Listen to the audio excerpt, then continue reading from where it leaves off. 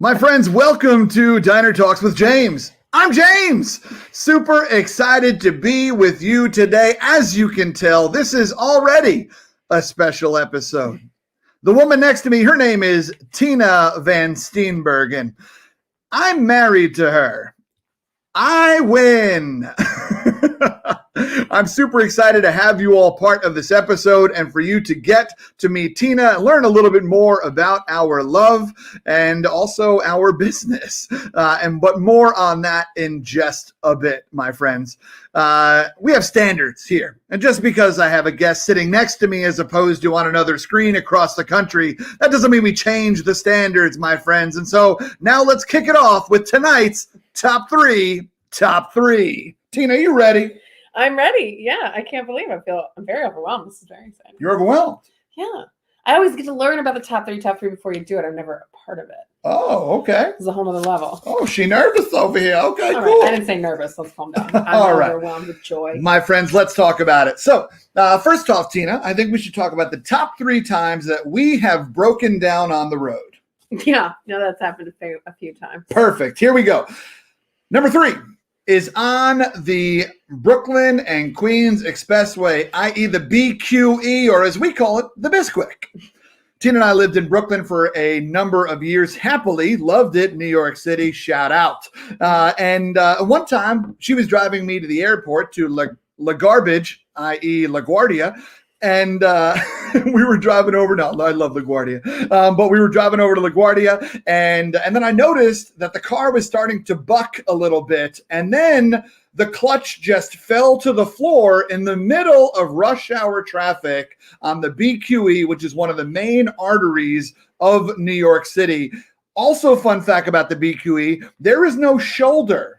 So we literally just had to stay in the lane because the car just eventually stopped. Had to put the flashers on. A Suburban wound up coming up behind us, flashed his lights, and said, "This looks like an old car. Do you mind if I just push you off the road?" And we'll take it, my friends, because we saved some money on towing. Thanks, buddy. It turns out when your car breaks down on a major highway in New York City, you don't call AAA. You call 911, and then the cops come and drive your car off the highway. That's what we learned. Number 2, on our way home from Minnesota to New York, we did the drive for the holidays. So we're driving back to New York where we live. We leave at like 6 a.m. because it's a 20-hour drive. So try to give ourselves the day. And 2 hours into Wisconsin, like rural Wisconsin, December 29th-ish, our tire blows out at 6 a.m. And James has to get out of the car and try to change said tire on the side of the highway. Bonus, it is negative 20 degrees outside. Am I being dramatic? Potentially, but at least it felt like negative 20 degrees. It was negative 20 before the wind chill. It was like negative 36 with the wind chill. No exaggeration, which is unusual for us. Yeah, no, that's valid. But I sat in the car with Sherry, the dog, and James had a really, really shitty morning. To shout out, turns out you can buy tires in Walmart. Yep. That's what we learned. I definitely got out there and realized my hands were going to stick to it, much like a Christmas Story with my tongue on the pole. And so I decided to come back inside and call AAA. Last but not least, the third time and the most epic time that we broke down, Tina was driving. Of course I was. We were driving through the state of Pennsylvania. Of course we were. Tina's favorite state to drive through. Driving to the state of Pennsylvania. And we were driving through Pennsylvania. And the same thing that happened to me on the BQE happened to Tina, one exit away from Clarion, Pennsylvania. And so the clutch fell to the floor. She's like, I can't get the clutch. I don't know how. I can't do anything. And we coasted over to the side. And we wound up having to spend the night in Clarion, Pennsylvania. The car spent 3 weeks in Clarion, Pennsylvania. Shout out to that enterprise for getting us home. They didn't pick us up. It's all a sham. That's it. The first top three, my friends. Up next, Tina. May I say that you're killing it so far? Thank you so much. Sure. You should be a speaker. Yeah. All right. Top 3 memories we didn't know that we were making. Oh, this is adorable. Top 3 memories we didn't know we were making. One of our first trips ever together, which I think we were technically going as kind of friends. I don't know. It's all gray area at that point. It was one of the first times James took me on an adventure, which turns out now is a theme of our life. But we went and drove the Avenue of the Giants in Northern California. Mm-hmm. And it was one of the first times in my life that I ever traveled and saw beautiful things just because there was a day to travel and see beautiful things, and seeing them through James's eyes and James's camera and seeing these gigantic, stunning trees. It was one of the coolest days of my life. I'll never forget, because I didn't know that it was going to be epic, and turns out it was indeed epic. Redwoods, worth your time. Worth it. There is wisdom in those trees, my friends. I'm not a big energy person, but for some reason, whenever I'm around redwoods or sequoias or the ocean, there's just wisdom in it. And that's cheesy, but I don't care because I love cheese. Next thing is that we were driving up to Santa Barbara for your friend's graduation from his doctorate. And we decided to pop into this shack in Malibu. I know you hear Malibu and shack. It doesn't sound like they go together. This place was a true shack on the side of the road. It just said seafood here. And we decided to pull in, and we had one of the best seafood meals that we have ever had. It was one of those things where you come in and you point in the case and then they just cook it for you. But the reason why it was special is it was also BYOB. We didn't know that. We were driving. But we sat down with these two old ladies, and they befriended us and they gave us wine, and we had these amazing conversations with these individuals. But it was awesome because we had them separately and then together. And it was one of those moments where when I got back in the car, I was like, I cannot wait to extrovert for the rest of my life with you all over this country and this earth. And so that was a really beautiful moment. And we do that. I mean, not now, COVID, but before that, all the time, all the time. Number 3, it was one of the first times we ever hung out on the road together. This was surely when we were just friends. I was doing a gig. This is back when I worked at Fired Up. Shout out to Fired Up. This is when I was a speaker for a company, and I was booked to do a gig at Chapman University. James was also in LA doing work. We met up, and we were having coffee, I think. Mm-hmm. And I said, do you want to do this gig with me? We're both speakers. We've never spoken together like this before. Never seen you speak. You want to see me speak? Let's do this. So we sort of split the curriculum in half. James actually taught on behalf of Fired Up for the first and only time of his life. And we shared the stage together for the very first time in a classroom at Chapman University for a chapter of sorority women. And the category we're doing is memories we didn't know we were making, right? Yeah. I knew he was good. I just didn't know how good, and I didn't know how powerful it was going to be to share the stage with him while he blew these young women's minds. Like, he made all 38 of them weep. That's normally my department, but he just came in and like, it was insane. It was insane. The energy in the room was out of control, and it was overwhelming. The power in that room when we were able to share the stage together for the very first time. I will never forget that day. Yeah. I think the word that I used was electric. It was powerful. It was really special. I kind of immediately saw our future as potentially owning a business together, even though we were 4 or 5 years from that even happening. We weren't even really dating yet. But it was one of those moments where I was like, yep, this is going to happen a lot more. So it was beautiful. Top 3 memories we didn't know we were making at the time. Last but not least, my friends, here are our top 3 disagreements. Tina, are you ready for this one? I'm ready. Perfect. I'm also right. Okay, great. Everything's fine. First off, I like to drink lukewarm water. Who likes to drink room temperature? Who chooses room temperature water when you could have ice cold water? This program is sponsored by Yeti. Seriously, send us money. Next, I love ketchup. Ketchup is disgusting. Ketchup is disgusting. It is the worst condiment in the history of condiments. It is nasty. I don't want it on anything. I don't want it on fries. I don't want it on I don't want it on anything. No. He's lucky I buy it to keep in the fridge. No. That's fair. And then last but not least, Tina, what is my favorite number? I'm so mad at you right now. What's my favorite number? How did I not know you were going to do this? I'm not telling you your favorite number. My favorite number is 27, my friends. That's the amount of World Series the New York Yankees have won. Boo! Yankees have been buying baseball for decades, centuries. Garbage. Yankees destroyed my childhood too many times. No. My mom said to me, I don't care who you marry. Marry whoever you want in your life. I don't care what they do for a living. I don't care where they come from. Just don't marry a Yankees fan. Buckets, folks. And that's how you do it. It's okay. I mean, the Twins are coming up on 27 also. 27 straight playoff losses. Just another couple of years. Now we're fighting. My friends, that is the end of top three, and potentially our marriage. But it was worth it. Mm-hmm. My friends, I now want to bring on my guest who's already here. But I want to tell you about her. To my left is Tina VanSteenbergen. Tina VanSteenbergen is one of the most powerful speakers that I have ever had the opportunity to listen to, experience, and learn from. She empowers women to build their confidence. She believes that confidence for women is a team sport, and she believes in the power of female friendships. After not having many herself, interesting story we will come back to.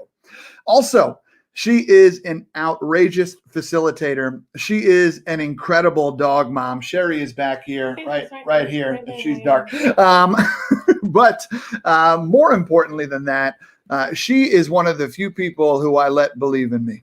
And she is someone who has had my back from the jump. It is so much easier for me to love Tina than it is for me to let her love me. But she is, as you can tell, passionate and voracious, and she didn't take that as an answer that was acceptable. She laughs at my jokes occasionally. I call those good days. She is also an incredible woman and the mother to our soon-to-be-born child.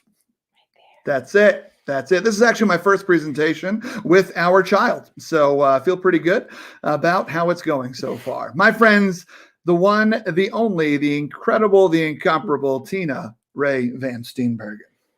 You didn't tell me you were going to do that. Hi. That was overwhelming. Great. Let's just keep smiling through it.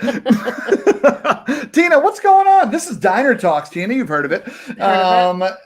Late night eats are something that you enjoy. You enjoy a good late night move. What is your late night move? Now, you're a Midwesterner, born and raised in Anoka, Minnesota. Don't you know? And so born and raised in the Halloween capital of the world. And by that, in the state of Minnesota, that's what they call it. Look it up. It's a real thing. So, but I know that you were passionate about late night moves. What is your late night eating move? Are you going eggs? Are you going breakfast? Are you doing a late night steak? What are you doing? Lobster? Yeah, lobster. Here in Minnesota? Yeah, Minnesota diner lobster. Yeah, that's the move right there. Well, when I was in high school, the Midwest, I didn't know diners were a thing until I went to the East Coast. So in the Midwest, we don't call them diners. We call them Perkins or Denny's. So in that situation, breakfast all day. Breakfast is my favorite food. I put a fried egg on anything. It's one of my favorite things on earth. But when I started experiencing real diners, I think I have now, and as I mature in my life, I have grown to grilled cheese with bacon and tomato and a side of ranch dressing. Sure. I mean, everything with ranch. Thank you. Ketchup's garbage. We've returned. Actually, what I do is I usually will take my grilled cheese and I'll dip it in a little bit of ranch and then I'll put it in ketchup. Why? Because your boy out here chefing at these diners, my friends. Chefing. All right. No. So grilled cheese with bacon is a classic. Yeah. Now, are you a milkshake person, or what are you drinking that at night? Ice cream all day. Well, this fun fact about diners, especially diners in New York City, booze. There's alcohol at diners. The Greeks do stock their diners with booze. I didn't know this is the thing. You want to go to a Perkins in Minnesota and get booze. But once I learned that, if we're hitting a diner at 2:30 in the morning, I'm probably going to have a glass of shitty red wine. Sometimes even a bourbon. If they got a whole bar back there, I'm not ashamed. I'm willing to go. Yeah. If we're going to do it, we're going to do it. Otherwise, milkshake all day. Yeah, strawberry. Preference. Oh, gosh, no. By far the least excellent milkshake. Sensing a pattern here? But anyway, so you are a bourbon girl. I am. When did you get into bourbon? When did that happen to your life? Grad school. Okay. Yeah, grad school. I dated a kid from Kentucky who had been a passionate bourbon drinker for a long time. And I already knew that I didn't like clear liquor. College teaches you things. And but I'd always been drinking I've been drinking whiskey, but always mixed with something, which now makes me like cringe. I can't do that ever again. But Kevin taught me about bourbon, and Maker's was the first bourbon that I had on the rocks. That's when I learned that water, a little bit of ice in your bourbon opens it up, makes it even sweeter, takes away some of the alcohol burn. And so that's really where I learned that I enjoyed it. And then, as you have previously described me as passionate, took the bourbon love to a whole nother level and kept trying different things and learning different things. That's beautiful. Yeah. We have a stocked cabinet over here because of your passion for bourbon. Me too. That's actually one of the things that you miss the most in pregnancy. Is that right? Oh, that's right. Yes. I think that would be true regardless, but in a global pandemic, yeah, I could use a bourbon. Yeah, that'd be lovely. I'll take it. Yep. On the rocks, neat. I don't care. I'll take it. That would be lovely. Yes, I do. I miss having a drink, certainly. But I also miss there's a little bit of a ritual to it. Okay. To pouring a bourbon or a drink that you really love to drink. And I just miss it's like the period at the end of the sentence, right? It's the end of the day. You've gotten through your day, and now you get to have a treat. So now I just eat ice cream. They can't take that from me. They can't take that. They can't take that from me. But I do. I miss bourbon a lot. Yeah. For sure. It's funny we had to lock it up. Not because you were fiending for it, but just why dangle the carrot? Right. It's just like staring at me. Yeah, it was rude. It was like awkward. Yeah, it was giving you side eye. Yeah, for sure. It's not fair. So it goes into the cabinet. Unacceptable. Yeah. That's it. We handled that. And now you have learned to enjoy a bourbon. I have, yes. Yeah, it's funny. I did not drink my first drop of alcohol until around the age of 30. And that was the first time I ever really had any alcohol. And it was up until I really knew you, I had alcohol 5 times. They were all champagne toasts at best man speeches that I delivered. And that was about it. And so the alcohol was just never a huge part of my life, and for a number of different reasons. I mean, one, the alcoholism gene runs in my family, and so there's that. So I was a little bit scared about it, but also I just liked the life I was living and didn't want to drink to change myself. And so that was a big thing for me. I now have come to find that there's a little bit of control issues in there as to why I don't drink. But the previous reason sounds way cooler, so we'll stick with that. But still, but then you came around and you introduced me to bourbon. Yeah, enter Tina. Here's the funny thing about alcohol is that here's what they don't tell you. Most people start drinking in high school and things like that. And they start drinking in high school or maybe college or something like that. And so they're drinking all the cheap stuff because that's all that they can afford. But everybody's doing it, so everybody's just doing it, and no one really cares that it's a Keystone Light or that it's a plastic bottle of something on the bottom shelf. They're just like, this is alcohol. We are supposed to consume this. Social norms, and also a sense of whatchamacalls. It's self-esteem. And so insecurities, that was the word. But they got used to the taste of alcohol. So now when those individuals come to love other alcohols, they're actually picking up all these notes. And so you and I went on the bourbon trail, and it was an amazing experience. Went to 7 or 8 wineries. And by wineries, I mean distilleries. We didn't go to the wineries on the bourbon trail. And clearly I'm an alcoholic. But it was fascinating because they're always like, what are you tasting here? What are the notes that you're picking up in here? And some people are like, oh, I'm getting some dark chocolate. Oh, I'm getting some, I'm getting a little bit of tobacco. Oh, I'm getting a little bit of chestnut caramel. Oh, I'm getting some vanilla, right? And I'm over here like, the number one flavor I'm getting is rubbing alcohol. Is anybody else picking up the rubbing alcohol in this? It's kind of like, it's very similar, except I now like bourbon more than I like flavored waters. But you love these flavored waters, things La Croix and Spindrift and Bubbly. This podcast is brought to you by all those flavored waters, by the way. But still, you enjoy yourself a flavored water. I do. Spindrift is a superior experience, but I do. Yeah. I resisted it for a long time. Can we have a moment about flavored water? Let's. It's literally like someone did a drive-by with a strawberry on the factory. That was just carbonated water. A strawberry drove by and they're like, market it. I disagree with you. But I also especially thoroughly enjoy the bubbly water in pregnancy, since I can't pick up the notes of your delightful bourbon. I'm going to pick up this strawberry note and take it to the bank. That's all I got. That's it. That's all I can have. I'm sure there's some flavored water people out here loving this. Flavored water is delightful. And it's mostly for the bubbles, more for me, more than anything else, because I don't drink soda as much as I used to. But like a good cold carbonated beverage is lovely. Yeah. I agree with that. Can't drink Diet Mountain Dew every day. I agree with that. That's true. Yeah, no, that's not going to happen. No. Make your balls shrink. So yeah, that's what I was going to say.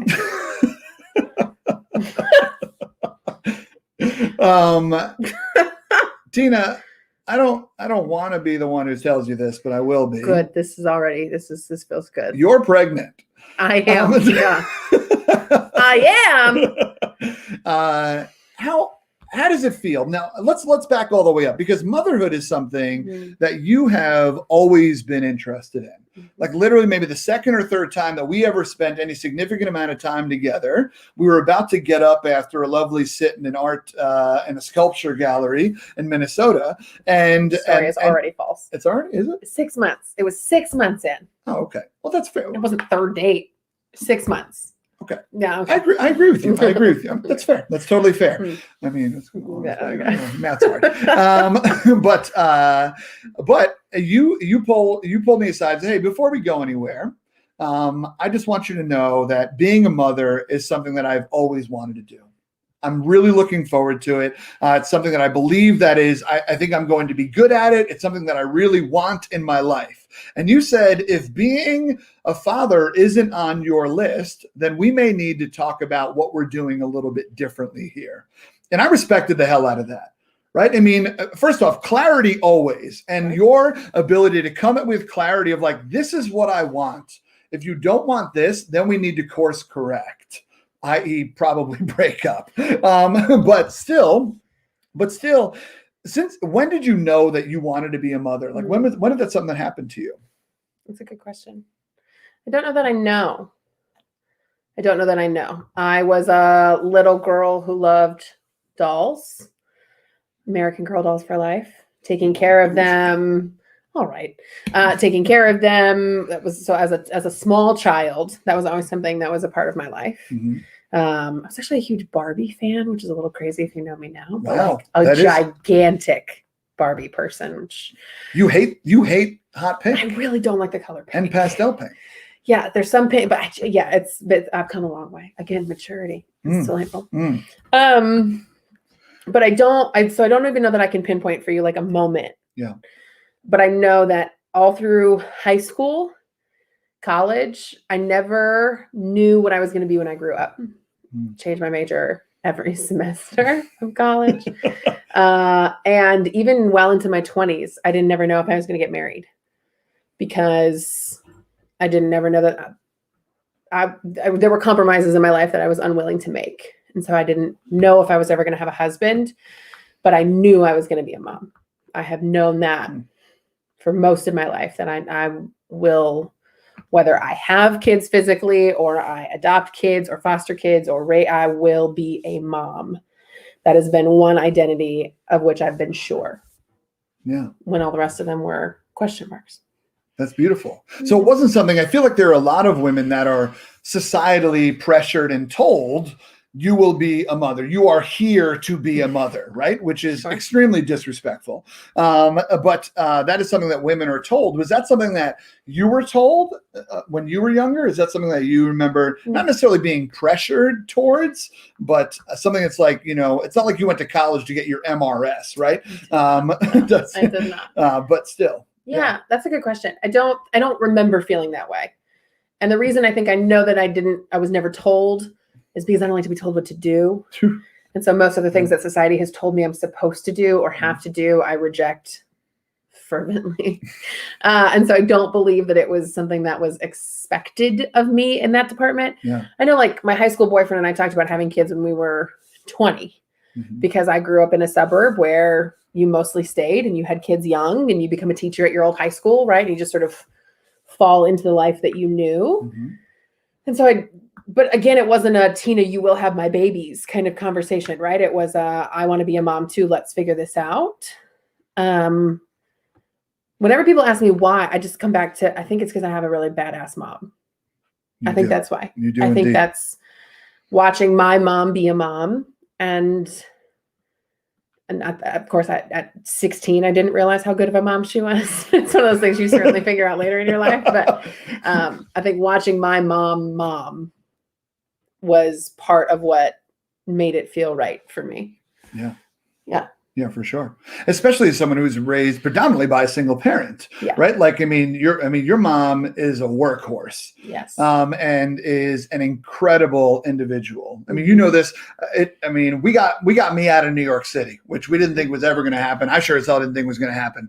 But one of the things that was easy for me to swallow in coming here, because we came to Minnesota with the idea of wanting to start a family. One of the biggest proponents for me in wanting to come here was your mother, and just how good of an individual and human that she is. Mm-hmm. And it's funny because if we told her, if she was listening right now, the excuses would be coming a flying. And it would be like, I was a great mother because I had great children.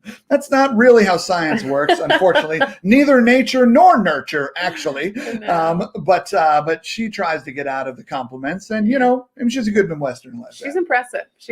Yeah. I think knowing that made it easier for both of us. I think to come here was knowing that my mom would be a more present physical part of our life. Mm-hmm.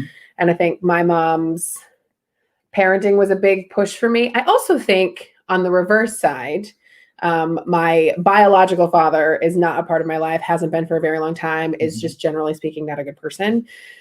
And see how sometimes you want to do the job somebody else did because they were great at it and they inspired you and made you want to do the job. And sometimes you do the job because you had a really shitty version of that job in your life and you want to go course correct and fix it, right? So for as wonderful as my mom was, my dad was not. And so I think that's probably part of the other call to parent is I know what it feels like to have a shitty parent, and I want to course correct, right? I want to make up for that in the world. I want to give love to children in the way they're supposed to be loved, right? So that I think there's probably both sides to that coin. Yeah, in it for me. Yeah, for sure. Yeah, thanks for sharing that. You're welcome. Yeah, I appreciate it.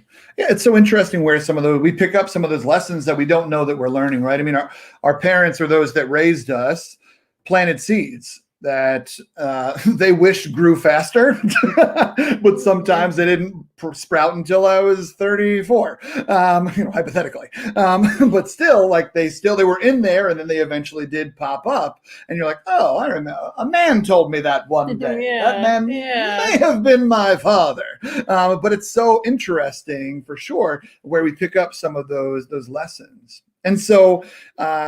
We now have the opportunity to be parents, which is exciting. And this is not our first opportunity to be parents. No. You and I, unfortunately, have had a pregnancy. We've experienced pregnancy loss. And no pregnancy loss is the same. And ours was very devastating for a number of reasons. Ultimately, it was one of those things where I would say the pregnancy happened just a little bit before we were ready. Right. We were like, man, this maybe 6 months later, this would have been perfect. Yeah.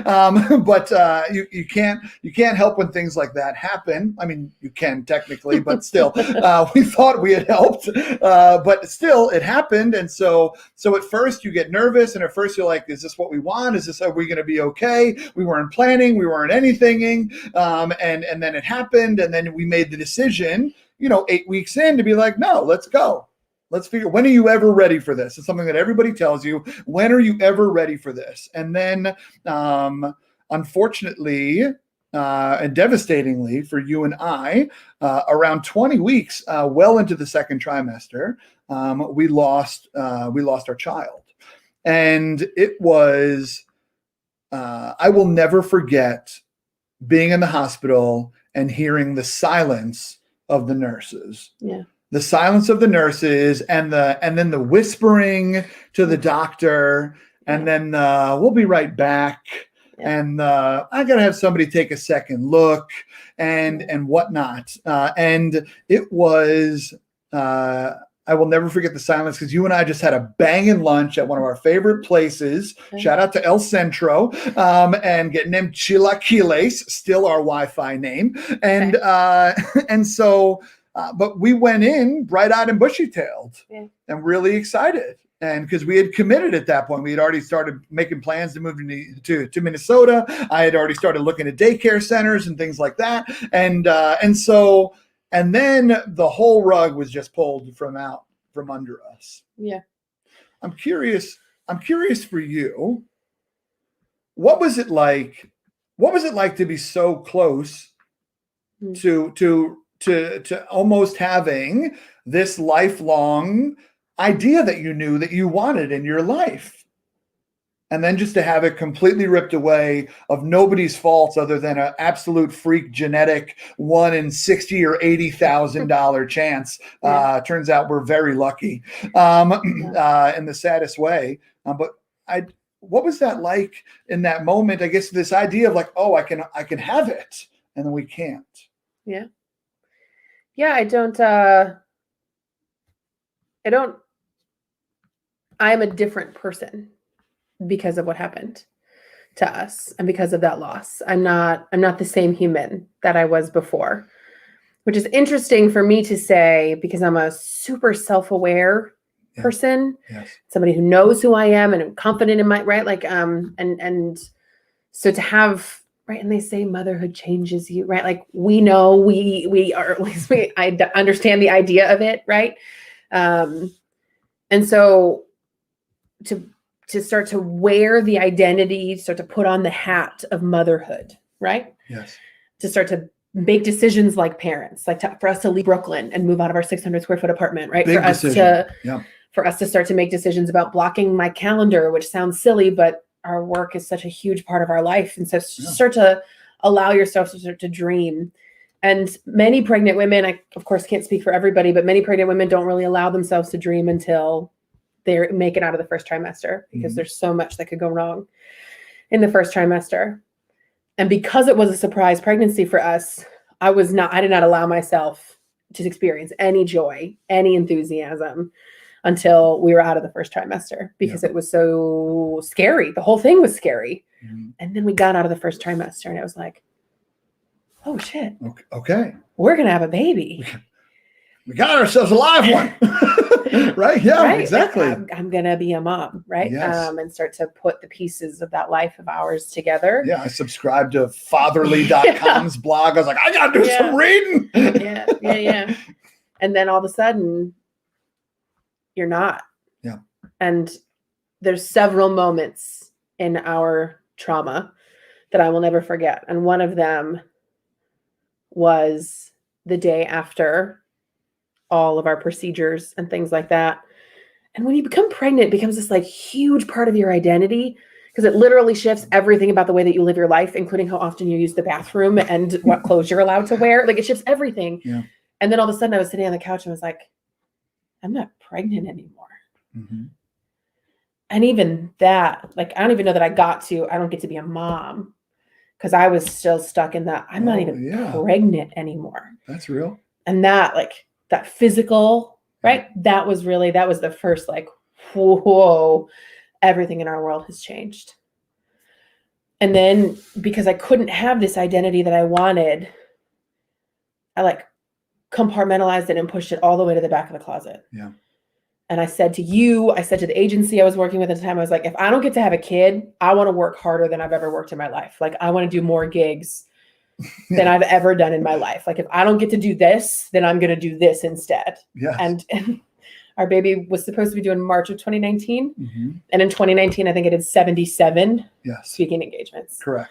And I just dove headfirst into that because I couldn't have the other part. It was literally like, I'm going to work more than I've ever worked. I'm going to bust my ass. Yeah. And then I'm diving into what I have. Yes. And then like cue the movie montage of like, and so she did. And then like all of these lives getting impacted by you. It was really, it was a really interesting time for us. Yeah. And interesting is the only word that I know how to describe it as, because it was devastating.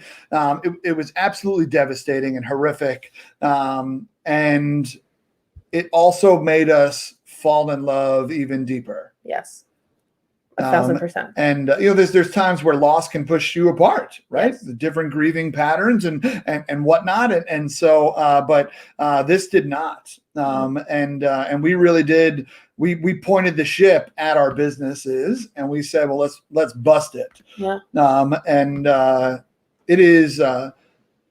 It's incredible. It's one of those things where I want to celebrate you because of what you did, but it's also sometimes like when you celebrate an athlete that like endured, he won the finals on a torn ACL. He's like, he shouldn't have been playing. Yeah. Right.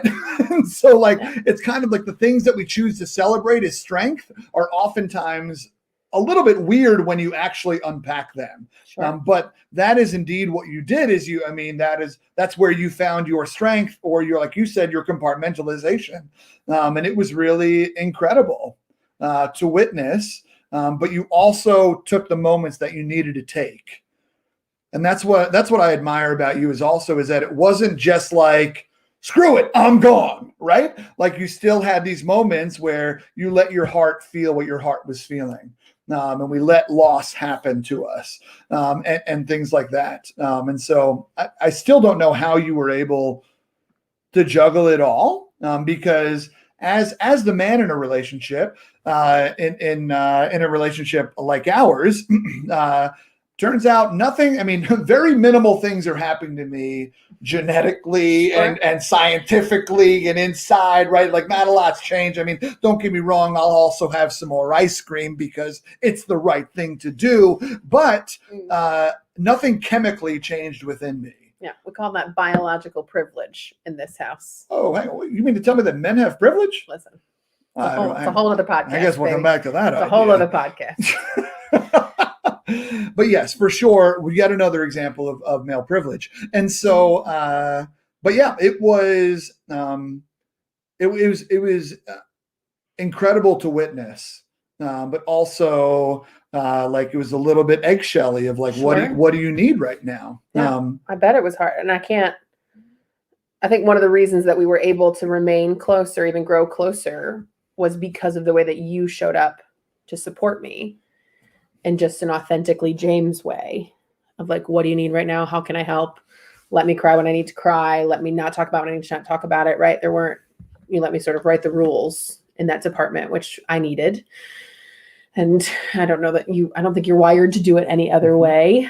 But I also think a lot about how hard it must be to watch somebody go through something that you understand, but don't fully empathize with, just because there's pieces of it.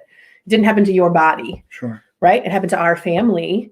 It happened to you as much as it happened to me, but the physical pieces of it, and then some of the hormonal pieces of it, it's just different, right? Like you knew we were having a baby versus feeling physically that, right? It's just different. Correct. And so to watch, and you mentioned not being able to have control, right? But to watch the person that you love the most in the world be in pain, that you understand but can't fully empathize with. Mm-hmm. I think often about how hard that must have been for you to just try to navigate. Like, how do you? I didn't even know what I needed. I couldn't even have told you if you'd asked. Right. So I'm obnoxiously grateful. Well, I'm glad we brought that up because I was hoping this segment would be about me. You're the worst. So I think that one went well. Good God. Just. So here's the cool thing, right? Is that we obviously that happened to us. We experienced that loss. We took the time we needed to take, and then there came a time where like, you know what? Let's try again.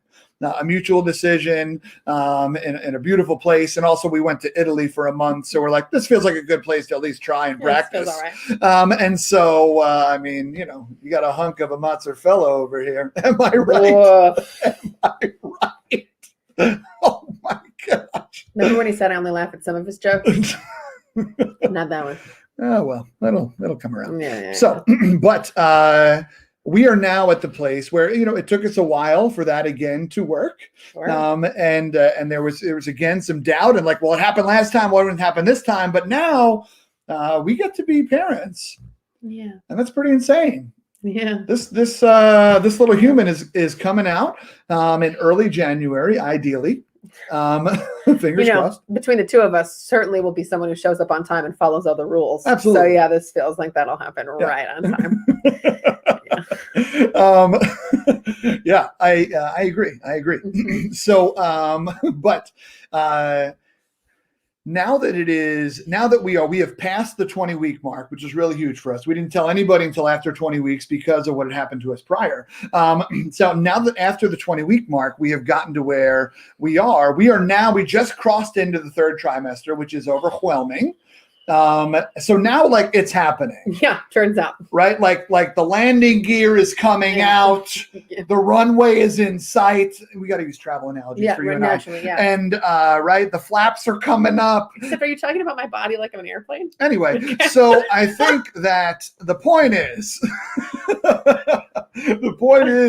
that this is happening. How does it feel right now, knowing that we are T-minus 3 months from holding a little person?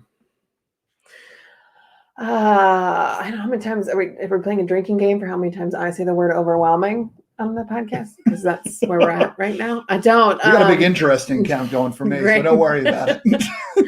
Yeah, it's insane. It's and for those of you who have been pregnant, I would imagine that you'll empathize with this. I feel like I've been pregnant forever, and how is there only 3 months left? To be in the same place and feeling both of those emotions at the same time is overwhelming. I think for me, as a part of our healing from our loss, and a part of trying to get pregnant, which trying to get pregnant is for some people, is a very easy thing. And for several other people is not, and is hard and painful and complicated and confusing and a whole lot of things. And our journey to getting here was not easy.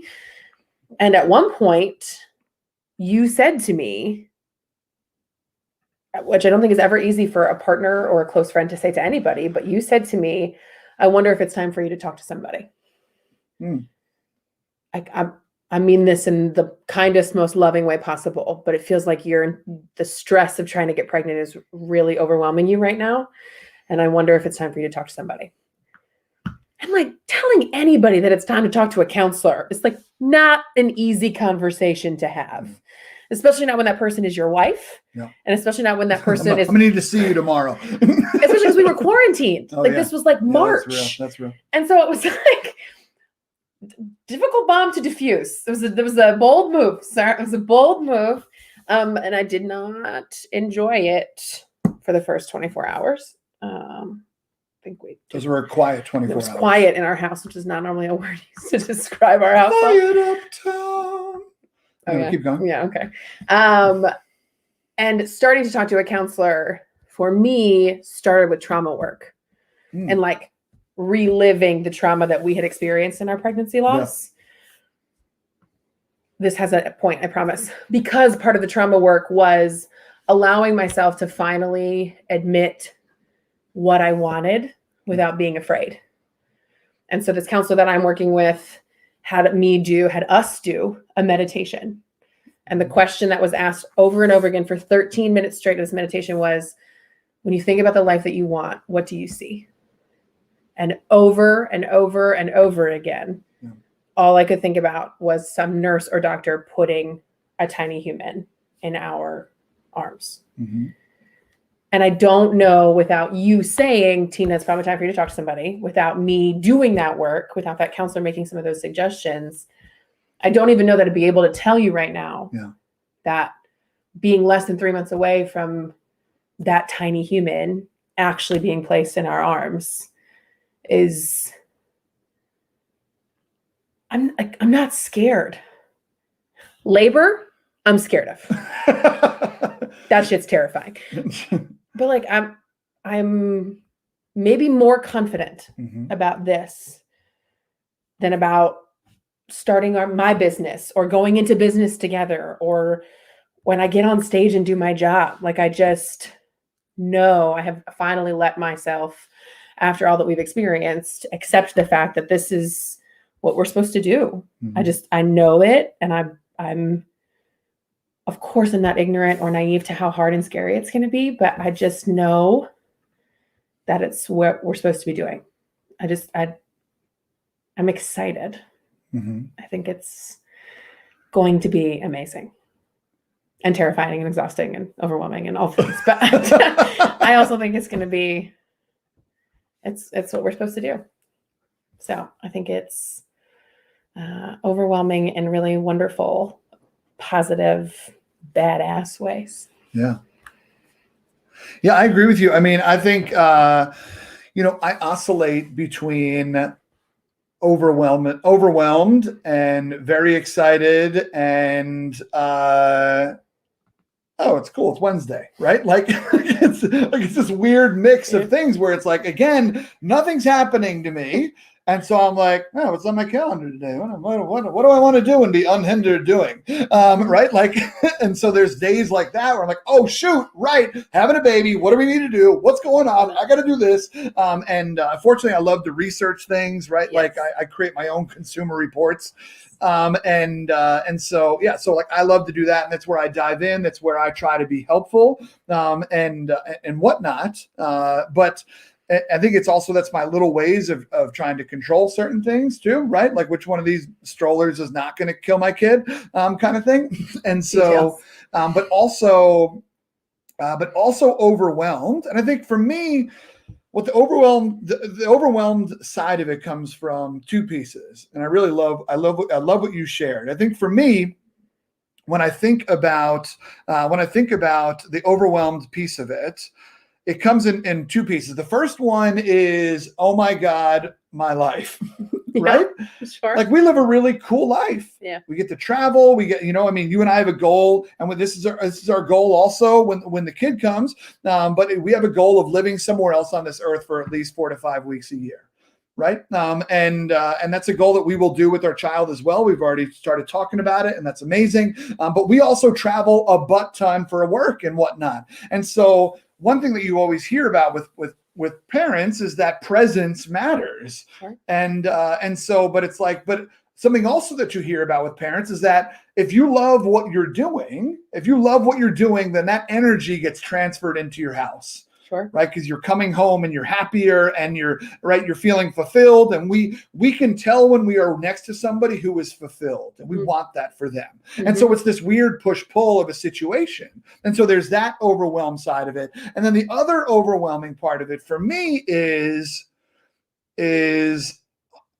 how do you raise a kid in 2020, 2021, 2030, 2035, right? Like, I mean, I know for me, you're younger than me, but like for me, I got my first cell phone in college, and I got my first email address. It was, I think I've shared it on the podcast before. It's like 746208 at CompuServe.com. It was not something I could choose, and so, but it is. It's, just the idea of parenting when there's so many things that you can try to control as a parent, but at the end of the day, you also need to trust, right? Where do you let your kids learn? Where do you let them take their licks? Where do we know that failure also is one of life's greatest teachers? Sure. And so that balance of loving, at the same time teaching, and at the same time, like wanting them to be independent, right? Sure. That's something that my parents instilled big time in us, is that, from an early age, they said, we're raising you to be independent, right? And there's been a lot of pros to the way that they did that. Sure. My brothers and I are all quite independent. I don't think we talk as much because of it, but that's fine. We're working on it. But still, I think that, I think there's a fierceness and independence that's really badass. Yes. But yeah, so I don't know. So I guess those are like, when I think about my emotions coming into it, that's where I'm at. Sure. And I'm also excited. I mean, let me not just sit on the overwhelming side is easiest to talk about because our nerves are sitting here playing ping pong. But I'm also excited about the opportunity to try to raise a man in a society that needs good men, right? Or to try to raise a woman in a society that needs great women, Yeah. right? And try to raise a human in a society that needs a great human is really, I don't know. I'm excited about that part of it. Yeah. And I think that's one of my favorite things about the difference between you and I and the way our brains work. Mm-hmm. For our Strengths Quest folks out there, one of James's top 5 strengths is futuristic. So like when James said that we did that program together and he saw us going into business together 5 years, my brain was not there. My brain was like, he's so hot. Like that's all I got. That's where my brain is at, because futuristic is like in my bottom 5 strengths. I wrap my brain around my calendar tomorrow when we're done filming tonight. Like that's it. And so my brain hasn't even gotten to like what happens when it's cell phone time and like how do you raise a kid amongst all this technology and like how do you create a good little person in the world, right? Like my brain is very much in the how are we going to make sure that we effectively communicate while there's a screaming human 5 feet from us, Sure. Right? Or making sure that I ask for help because I can very easily be like, no, I got it. I'm super independent. I'll handle it by myself. But I don't need to do that because I have this incredible person helping do this with me, right? And so I love that your brain is thinking about all those things, because by the time my brain catches up, you'll be like, I've been thinking about this since 2020. Let me tell you what I think. Let me pull it out of my satchel. And that'll be perfect, because my brain has not even begun to process that. My brain is in like, what does survival mode in the first 3 months look like? Like, how are we going to physically do this?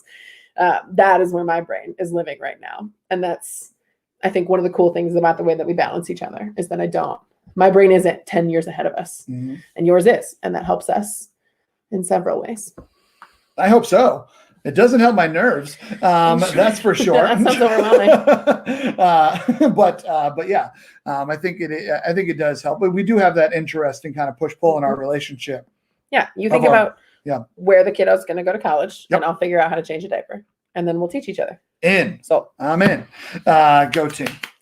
Handled it. I think we're good here. Checking the parenting box. Boom. Speaking of being pregnant. Is it happening? I have to pee. I'm so sorry. I wanted to avoid this so badly, but I have to pee. You got to go. Go team. I'm sorry we don't have a bathroom on our first floor of our brand new house. Well, this is happening. So bad. I love it. My friends, we got a couple of questions that came in. I'll answer one while Tina's gone, and that is whether the baby will be a Yankees fan or a Twins fan. And since she's not here, I think I can say pretty wholeheartedly it'll be a Yankees fan, and I feel pretty good about that, my friends. I love it. I love it. Dennis, we will get back to you about the honorarium for our child speaking fees for sure. We'll do it.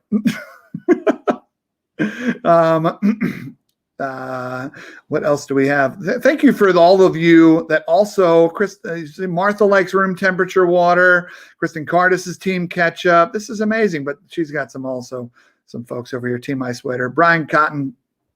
Listen, man, I know you're an ice cold brother, but this is getting out of hand. My friends, that's until Tina comes back. This is a very real moment. I agree for sure. So, this is also a great question. Is there a North Coast onesie in the works? I think there should be, Mel. I definitely think there should be. We'll probably have to come up with some sort of pregnancy wrap for Tina as well. I think that is going to need to happen 100%. This is so funny. She was petrified of this moment, and I was like, just do it. Just let it happen, my friends. She'll be back in just a moment.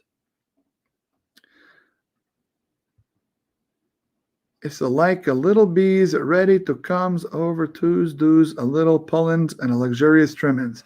I don't know what that means. I don't know if I'm supposed to know what that means. It also potentially could be something else. But either way, I'm excited. Tina! I love that you waited to answer the question about Twins or Yankees fan until I left the room. Yeah, of course. Mm-hmm. Yeah, I mean, you gotta pick your spots here. Come on now. You gotta wait for your pitch. Thank Thank you for your patience. And we're back. Tina. So, Tina, we do a segment in this show that I would like to do with you right now. And that segment is called Things That You Didn't Know About Me That You Are Now Glad You Did. You do. You did, you do. Here's something you need to know, Tina, is that I'm not good at grammar, and the name of the segment of the show changes every single time. But the premise stays the same, and that's maybe all that matters. Great. So you and I will share some random facts about ourselves, and then just some random things just to kind of lighten the mood a little bit, if you will. Of course, for sure. So you go first. Okay, right? I'll go first. Right. Absolutely. When I was younger, i.e. high school, I had a crush on any girl that wore Victoria's Secret's Love Spell perfume. I knew that about you, but hearing you tell the world is better. No, that was worth it. Yeah, 100%. I knew that about him because we walked past Victoria's Secret at a mall once. Ooh. And then to which I responded, "You were that guy?" Oh, calm down, Aquadigio. I mean, first of all, I wore Britney Spears, get it together, but that's not the point. For 8 years, ish, I played the oboe. Fun fact. You played the oboe? Played the oboe. Why did you decide to play the oboe? Yeah, go ahead, please. Yeah. In 6th grade, at least that's when it was for us. In music class, you get to try all kinds of instruments. You get to try the strings, and you get to try horns, and you get to try woodwinds, and try to figure out what you want. And we got to hold an oboe, and somebody played it for us. And they said, but don't worry, nobody chooses the oboe. You either start on the flute or the clarinet, and you eventually get to an oboe, but no 6th grader starts on an oboe. I'd like an oboe, please. Give me the oboe. So my poor family. There's a reason. That's a squeaky instrument. 12-year-olds should not learn how to play the oboe. There is a reason. So my mom especially was a survivor of that, although my little sister's here commenting, so I'm sure she's got some thoughts about the oboe growing up. But yes, I played the oboe because somebody told me that I couldn't. So that's it. Yeah, see previous comments about her not being told what she can and can't do. Double the read, double the trouble. That's what they say, right? That's what they say. Yeah, you're a mess. All right, I'm working on. We're workshopping everything over here. Don't worry about it. Fun fact about me: I played the trumpet. Now, my brother Brian is a world-class trombone player. It was in the #1 marching band in the country and was like #1 trombone in said band, and like really was crushing it with the trombone. Ya boy was last seat in the mediocre band in high school in trumpet, much to the chagrin of my father. And I am sorry, Dad. Yeah, it's practice makes perfect. Not practicing makes terrible. And so I went on that side of it. But here's the thing. Everybody, literally, I had a buddy of mine who now works for NASA. He broke his foot or leg or foot playing football. And so he was #2 chair. Like all the way on that side. He had the fancy silver trumpet. Those kids were fancy. Oh yeah, they were bougie. Kids were fancy. So anyway, but he broke his leg, and so now he couldn't walk all the way across the risers on these crutches, and so he sat down with me. That's where he and I really became good friends. Oh my God. And he was like, "Yo, this is so much fun down here." And he intentionally blew his audition, and he and I hung out the last 2 seats of trumpet and had a great time.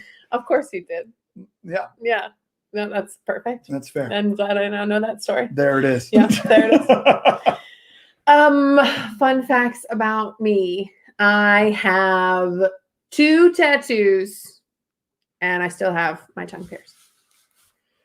2 tattoos, and you have two tattoos. 2 tattoos. 2 tattoos. I do have 2 tattoos. Can you show the people the one on your inner arm? I can. Because the other one, you're not flexible. The other one's on my foot, and I can't do that. Yeah. Mostly because I'm pregnant, but I also don't think I could do it if I wasn't Tell people pregnant. about this one. It's beautiful. This one says, "Nevertheless, she persisted." Mm-hmm.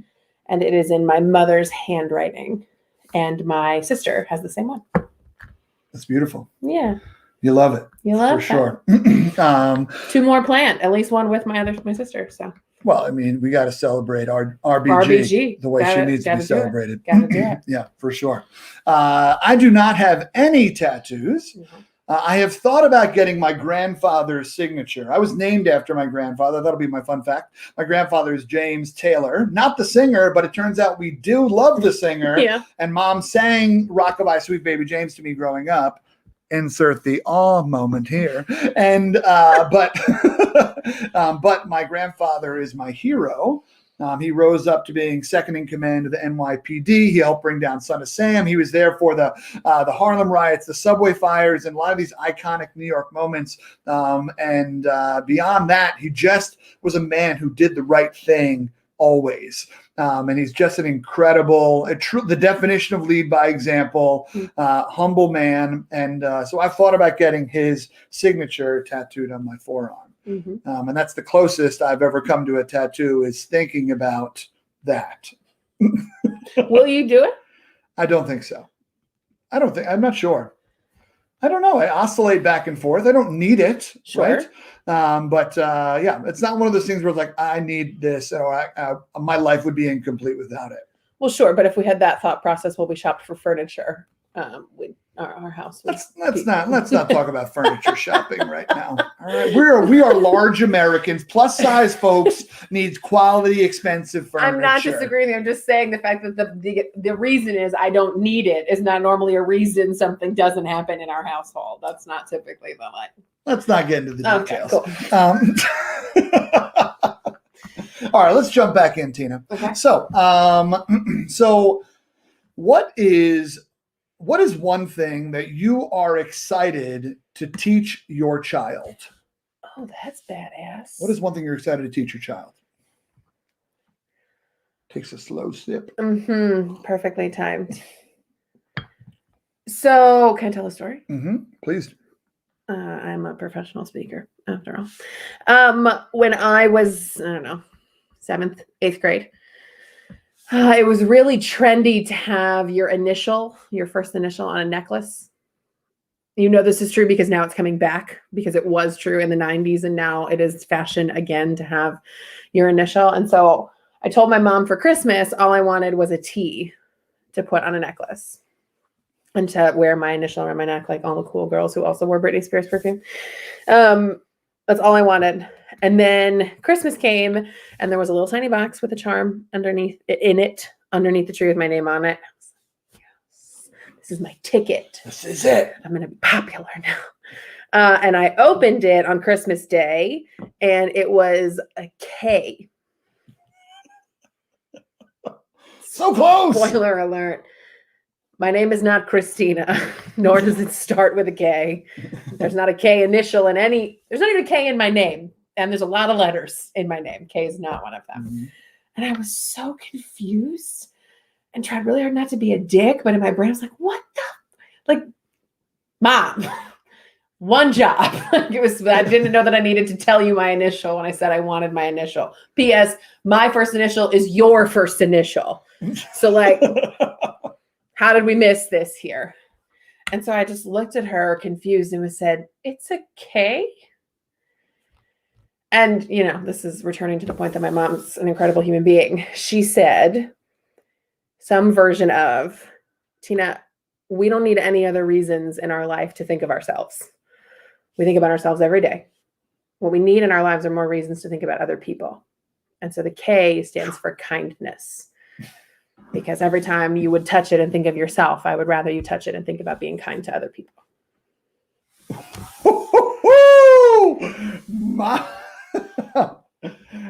Wow. Thanks, Mom. Got it. Life lesson unlocked. Jesus. So that word means a lot to me. Kindness. And kindness is different than being nice. Yeah. And kindness is different than doing the right thing, right? Kindness is about treating people with love and respect. And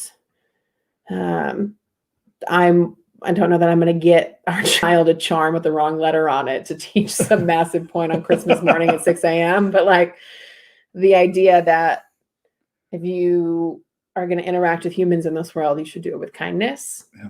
I'm excited to teach our kid that. That's beautiful. Yeah. That's really beautiful. What about you? I'll answer the questions. I'll ask the questions around here. Thank you. Okay. Let's slow down here. Well, I think the first thing that I will teach, Scott brings up a good point up here. And the first thing that I think, teach our kid is that it is duck, duck, Gray goose. Duck, duck, gray duck. Duck, duck, goose. Duck, duck, gray duck. No.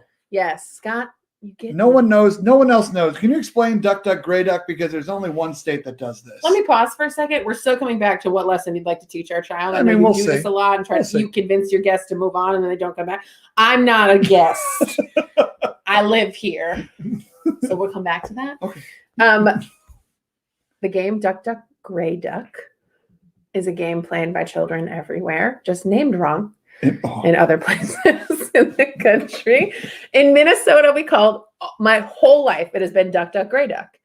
And then I remember traveling someplace else and heard little kids going, goose, goose. I was like, you're playing the game wrong. Your 6-year-old sucks. Like, he's totally screwing this up. I don't know what game he's playing. And then I don't know why. I have my theories. I don't know why it is Duck, Duck, Gray Duck in Minnesota. I genuinely, don't you put Dennis Campbell up there as propaganda. I genuinely believe it is because just because he's a gray duck doesn't mean he's not a duck. He still belongs with the rest of the ducks. He's just a different color and still matters. We're teaching race relations here to small children in Minnesota. Nope.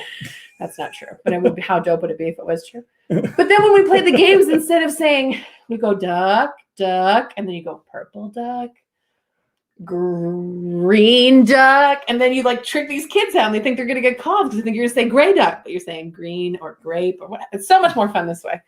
It's Duck, Duck, Gray Duck. Okay, yeah. We'll see. I guess we'll come back to that conversation. Yeah. Clearly, we're not ready. Great. While we wait, why don't you tell us what lesson you'd like to teach our child? Oh, yeah, sure. Yeah. Of course. Yeah, right away. Yeah. Great. Let me just Thank think you. of that really quick.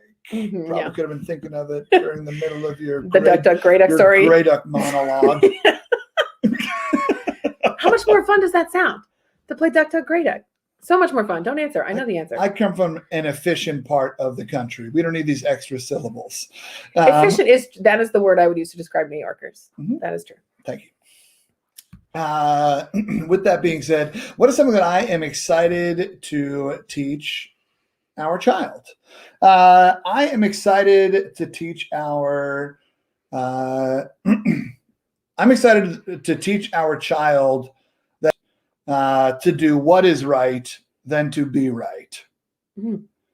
I'm excited to teach our child more. That is more important to do what is right than to be right, and that comes from a number of different places. For me, I think that one thing that I've noticed, first off, what's happening a lot in our society is that, with the echo chambers of social media and with race relations and with whatever the hell is happening with the Supreme Court and politics and all of that kind of stuff, individuals are more interested in being right than they are what is right. And we can tell that in the way that they don't listen to each other. Mhm. We can tell that in the way that, it goes back to like Brene Brown's, one of Brene Brown's favorite quote that I know you love also, and that's, people are hard to hate close up, right? I love that Brene Brown quote. People are hard to hate close up. And so in order to do what is right, we have to raise someone who is passionate about hearing other people's stories and learning them and saying, maybe that is your truth, right? Because so many individuals are out here like, well, Black lives, why are Black people so out here with the Black Lives Matter thing? What's going on with them? That's crazy. Of course they matter. They're in this country. And it's because no one has ever lived their truth. And so it's just like that. It's immediately disregarded because it's not a part of your truth. So why would anybody else have it as a part of theirs? Sure. Right. And that is unacceptable. And so the idea of trying to raise someone who is interested in learning multiple angles and cares about everybody, regardless of what they think, and knows that disagreements doesn't mean we need to hate or cancel people. It just means maybe that we need to listen more or ask more questions. I think that is what I want. And a lot of that kind of boils down, you came down to kindness, and I love kindness. I think this falls under that for sure. So glad to hear we're not way off. Kindness. Oh God, here we go. Right. But for me, my father imparted a lot about respect. And I talked about this in the Lloyd Alquist episode. And my father taught me a lot about what respect is and why it is important and why it matters. And so if you do not listen to someone, then you will never respect them. But it is important that we have respect for other individuals. And so I think that's what it comes down to for me. Respect someone enough to listen to them, to acknowledge them as, hey, fellow human being who has a different path to this exact moment right now, in this store, in this meeting, in this office, in this plane, whatever it is, fellow human being, fellow traveler, tell me your story. Sure. And so I think that's one thing I'm hoping to do. I love that. Brene Brown lullabies to the kiddo on day one. I think Daring Greatly is the right place to start, or Too Much Too Fast. I think we'll just jump right into Daring Greatly. Yeah, let's dive right in. Yeah, for sure. Great. Yeah, that's it.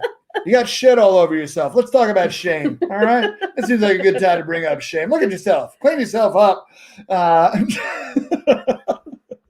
I love that. Tina, what do you think about, as we mentioned earlier, you're a badass entrepreneur. And extremely successful. You talk to other women about why women need women. In your pregnancy, what has been the role of other women in your journey so far? In pregnancy? In pregnancy, yeah. That's a fascinating question. This has been an area, in full disclosure, that has been difficult to practice what I preach because, well, COVID's part of it, right? Normally we'd be on the road, right? And so meeting people, going out with people, being in restaurants, like if I didn't order a drink, you'd be like, hang on. Right. And so I think closed off a part of our network. Yeah. For me, a lot of the women I'm close to don't live right here. Many of them live out and about. And so I think being quarantined made it feel difficult to let people in, but also because of the trauma that we've experienced, and because, not to return to it too dramatically, but telling people that knew we were pregnant and then we had to explain the loss, that was really challenging, right? That made the whole thing. So, yes. And so it felt safer to keep it close. It felt safer to not talk about it, to just like, this was like our little secret in our little apartment, and that was it. And so there weren't a lot of people, period, that I or we let in early. And for me, not a lot of women that I let in early. There were some women that I had been on my fertility journey with. Okay. And so those women played huge parts in that process, right? Trying to get pregnant. But even that's complicated. Then like one of you crosses the finish line, and right. And then that's hard and shitty and weird and awkward and difficult. And so also beautiful, right? Like, sure. I mean, yeah. Yes. Someone had to be first. Yes. Yeah. Just sensitive to manage. Hard. Absolutely. Yeah. Yeah. Absolutely. And so for me, I think it, once again, this is a theme here, took your encouragement for you to suggest, are you going to I have these two women in my life that I talk to every week. Hi, Jess. Hi, Aubrey. I know you're watching. I talk to Jess and Aubrey once a week. Yeah. And they're two of my closest friends. And we were like 10, 11 weeks into the pregnancy, and you kept asking, like, are you going to tell them? Yeah. And it felt really scary to let them in, because it's scary, period, to let anybody in, but especially given everything that we've been through. Yeah. So then one day I did. And since then, they have been two of the biggest cheerleaders, like front row seats, like, how big is the baby this week? Right. And so I think between those two women, and then my family, my sister and my mom, and my family on your side, my mother-in-law and my sisters-in-law on that side of the family. So my family women, and then two of my closest lady friends, Elizabeth too, somebody that I let in really early, who's been checking up on me. So yeah, there's been a small circle And once I let those women in, it's been incredible to have their support and their curiosity. Yeah, that's a cool word to describe it. Yeah. Yeah, just like what's going on in your body this week. Let's talk about it because it's crazy. And so that has been really special, and I'm really grateful for that. But it took me a minute to get there. Yeah. Even though I tell women to let women in literally every day, it's taken some time. Sure. I mean, yeah, the things that we teach are, I mean, they're beautiful, right? Sure. And we know them to be true because they do work, but that doesn't mean that we just jump in. Sure. Right? Turns out we still have, I mean, I still have a ton of insecurities. Right? I mean, I talk about authenticity and vulnerability, and I'm petrified of making friends here because I think that they're going to think I'm weird, right? That I care too much about that kind of stuff, and that, or whatever it is, right? That they're just not going to, that it's going to be too much or too whatever, Sure. or they have different expectations for a friendship. And so, but either way, I guess what I'm saying is that the fact that you did it though is incredible, right? Because it would be amazing if all these people left our speeches and then immediately started doing the things. Yes.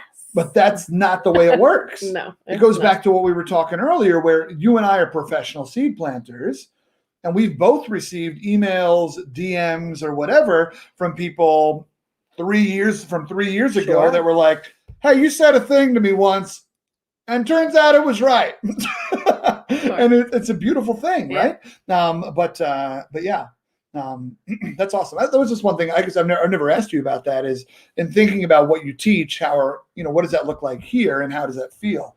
So that I really appreciate your answer. It's been cool to practice what I preach, right? Like I've been. I don't know that I've been teaching the pregnancy part of it because I talked a lot to college age women, and so pregnancy feels a little bit not right where their brains are at, many of them generally speaking. But to teach them about in quarantine, in COVID, in this really shitty, unclear time in our lives, the moments where I have taken the risk to let women in and answer the phone call because Elizabeth's calling me again because she's just wants to care about me, or to schedule the time to talk to Jess and Aubrey, or to FaceTime my little sister, right? Like every time one of those things happens, I feel better. Yeah. Like there are times where like, I'm on the couch and I'm tired and it's like 9 p.m. and I'm like, I don't want to talk to somebody. Like, no, I don't want to FaceTime. I'm not interested in doing this, but I don't want to let those people down. So I get on FaceTime and then I have 2-hour-long conversations that make me feel amazing. Yeah. And every time it's like, oh, this is why we do this. This is why I teach this. And then to be able to teach those real life examples to the women I work with and have them be like quarantine, real life, right now examples has been helpful to reaffirm those messages in my own brain, and then helpful to teach them more effectively to the other people that I get to talk to. Yeah. That's beautiful. That's cool. Yeah. I have one last question for you. And it's actually along the same line that we're talking about right now. Jess Ekstrom and I talked about this, where Jess talked about that if she feels like she is 10% ahead of somebody, then she can turn around and help them. Right. I talk about how like mentors in my life are often 3 years out from me. They're not like these icons of the field. They're 3 years out from me because their breadcrumbs that they have left for me haven't disintegrated yet. Right. I'm watching the moves they make. I'm watching them actively try, win, succeed, fail, and pick themselves up and keep it moving. Right. And so you are not done with pregnancy yet. No, turns out. We got a little bit of time. We got a whole bunch of stuff to buy. How much stuff does a tiny little person need to survive? It's unfortunate. A lot of stuff. Yeah. Woof. So here's my last question for you. If you were going to turn around to somebody who has just found out that they were pregnant, what would you turn around and how would you help them with what you have experienced so far? Woof. I have. That's bad. No, it's great. First of all, there's like I'm still angry that the world lies to women about their body answer. Sure. Yeah. Which is like the shit they don't tell you. Mm-hmm. The shit that nobody tells you until you're pregnant. And then all your friends who have had babies are like, oh my God, let me tell you. And they just like lay it all out on the table. And it's like, what? How am I 33 and just learning that this is what's about to happen to my body? Like, So part of that is women in general need to start talking about pregnancy and childbirth and all of the things without feeling shame about it, because it turns out it's a freaking beautiful process in the way we like populate the planet. Casual, no big deal. Women are superheroes. And we should probably discuss that out loud more often. Facts. But take my like angry pregnant person answer and put that in my pocket for a second. I think I would say two things. And one of them is quick because it's exactly the question that you just asked me, which is pregnancy can be lonely. Like, I have a partner who is very involved, very curious, and who is at this point very used to me sharing all of what's happening because I refuse to go through this by myself. And still, there's just stuff going on in my body and my brain and my hormones and my heart and my spirit that James can't understand. That even if James were a woman, I don't know that he could understand unless he was or had been pregnant. So pregnancy can feel really isolating and really lonely because all these things are happening to you and it feels like they're only happening to you, right? Absolutely. And so you need people. So like having friends who haven't yet had babies but are super curious about what's happening to my body makes me feel a little less alone and a little less crazy. Talking to other women who have had babies and we're like Deb Paget, who's here right now, was like, Tina needed a chiropractor. She was right. Oh my God, did I need a chiropractor? And so like having somebody who's been through it, it's really easy to like wall off, especially because the first trimester is scary. It's really easy to be like, I'm keeping this to myself. Yeah. But how much better was my pregnancy for me once I started to let people into it, even from a really scared place. But if you have people in your life that you can be scared around, it's better to be scared with people than scared alone, I guess. Yeah. So you don't have to do it alone. It's lonely, but you don't have to do it alone. Especially in a world that is constantly telling you that you need to perform, especially as a woman, right? I mean, women are told that you're supposed to show up, look flawless, behave perfectly, stay in line, keep it together, don't crack anything, right? And don't show it like you're just supposed to show up having it all together, which is extremely wrong. Well, and your body's supposed to go through hell and we're never supposed to talk about it, right? Like we don't talk about periods. We don't talk about PCOS. We don't talk about endometriosis. Like there's so many physical things that women go through that they have to suffer through in silence because you have to go to work and perform with a smile on your face. And it's like women need women to talk to about it. And whether she's pregnant or not, or has any interest in being pregnant, it's still better to do it with somebody else and to try to shed some of that perfection crap and get it out of the way. So that's the first thing that I would tell somebody is even before you're out of the woods in your first trimester, because turns out things can still go wrong, you need community. Are we out of the woods yet? Are we out of the woods yet? Are we out of the woods yet? Are we out of the woods? This is genuinely his favorite Taylor Swift song. Great T Swift song. So you need people in your life more than just your partner. You need some humans in your life. That's the first thing I would tell somebody. And the second thing I would tell somebody is just because we're pregnant doesn't mean body shaming doesn't still exist. Okay. Doesn't mean body image issues don't still exist. In fact, pregnancy can exacerbate a lot of the things that we already have been taught to think about our bodies. And so to be cognizant that your body's changing and to try the things you follow on Instagram, the way that you intake what the world is telling you you're supposed to look like as a woman in the world, but then as a pregnant person in the world becomes a very specific thing, right? Mm-hmm. And so even though your body is doing this amazingly powerful, badass thing, you still have moments where you feel like shit in your body because the world wants women to feel like shit in their body because then it turns out they participate in capitalism and buy a whole bunch of shit they don't need and go on diets that don't work. But again, a whole nother podcast. So things are going to happen to your body and it's going to change, and it's going to change the way you look, feel, talk about your body. And I just wish somebody had told me that. Mm-hmm. I don't have a cure for you. I don't have an answer for you. I would just tell you to be prepared for that, and that when you're ready to talk about it, I'm ready to yell with you. That's what I would say. Yeah. Tina, that was beautiful. I cannot thank you enough for sliding into the diner. I don't think I really slide into a booth right now. For greasing up and getting here in the diner.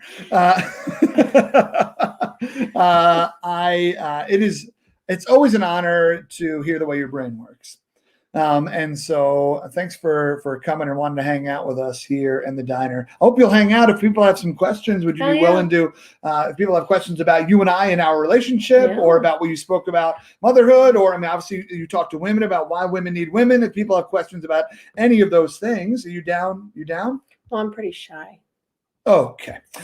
Okay, folks. So I would love to answer questions. It has been incredible having you here. For those of you that are listening on the podcast, thank you so much for coming out and kicking it with me in the diner, my friends. As always, if you would like to hear the Q&A with Tina, please make sure that you go onto my YouTube channel. Type in James T. Robo on YouTube and it'll come up. You can find Tina's episode there. And feel free to jump in there as well. If you need to leave us now, podcast listeners, thank you so much for coming through. Y'all have a great night. Thanks for listening. Thank you for having me. Thank you for being had. I don't like that. You didn't like that I one? don't like that. All right, we'll workshop Yeah, it. you workshop it. Come Yeah. back. I mean, I already nailed the mozzarella joke, Yeah, so you know listen, you can't get them all. You know it's what all I mean? downhill from mozzarella, folks. Watch out. I love it. Let's see if we got some questions that popped up here. There were a couple. My brother asked what happened to the purple microphone. Unfortunately, the purple microphone is directional only, and so you would have heard one of us really well and the other one not as well. And so we got a little technology with this Muppet-looking thing. And while we were preparing for tonight, James didn't love that I would lean in to talk to the microphone and then come back out. He would get really mad. So I didn't do that. I think you missed out on some quality television, but A joke would have been over in 5 minutes. I don't know. He's got legs. Let's see what we got going on here. Oh, Stacey's here. We got some fun things in here. Aaron said that a fun fact, you mentioned that there are things that women aren't taught. Here's a fun thing that I just learned. Your water can break more than once. Fun fact. Fun is the word. The number of things I want to say about that, I'm not sure are suitable for television or the internet. Sounds great. Let's go to Ella's question here. Ella, what is up, my friend? You said, what are you all most looking forward to doing as a family? You want me to go first because you've been talking? Sure. Okay, great. I mean, you can go first. Please go first. Okay, great. I am looking forward to laughing, just in general. Looking forward to laughing and just tomfoolery. I think if we have an introvert, that would surprise me. I don't know what we would do. And we love me some introverts. Just that would be incredible if she and I were able to produce one. I don't know if introversion is I don't even know if it's genetic, actually. Anyway, we'll figure that out. Science can probably tell us that. But with that being said, I'm excited to laugh. I am excited to travel as a family and just see cool parts of this parts of this earth. And one of my favorite things to do in life is to play tour guide. And so just getting to play tour guide for a little while before the kid takes over sounds like it'd be really fun, and just getting to see the world through new eyes, I think is going to be really cool. I think it's going to make a lot of things, I don't know, for lack of a better phrase, fun again. And that's going to be neat. So that's how I would answer that. That was going to be my answer also. I know. Real original. Predictable.